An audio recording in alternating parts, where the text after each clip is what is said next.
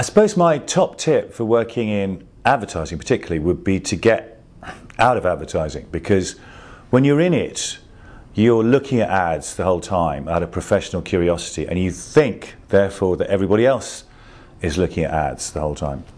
Whereas people in the real world aren't, they don't care, they don't look at them. So unless your idea is kind of 9 out of 10 or 10 out of 10, no one is paying any attention to it. So that would be my advice really, is to aim really high, to aim for the, the great. And if you're not doing great stuff, not to worry about it. Don't worry whether your idea is 3 out of 10 or 7 out of 10, because nobody else will look at it or care about it. But if it's 9 out of 10 or 10 out of 10, then do care about it and fight for it as much as you can.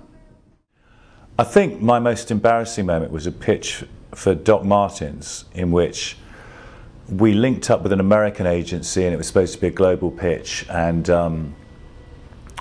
we presented, and the client looked us in the eye and said, he said, "You," pointing at the planet, he said, "when you were talking," he said, "I thought that was absolutely fantastic and I was with you the whole time.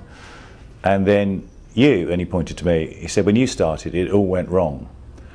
And I said, because normally in pitches, however badly it goes, people are at least polite and say thank you for your time or whatever. So to have this guy tell me that I had single-handedly ruined the pitch was quite extraordinary, really. And I didn't know how to respond to that, so I said, "Well, it's very, very interesting you should say that. Very, good of you to give us that advice. What can we do to change it?" All the while thinking, "You bastard, you've just sort of insulted me in front of my entire team." So that probably is one of many, many very low points in my career.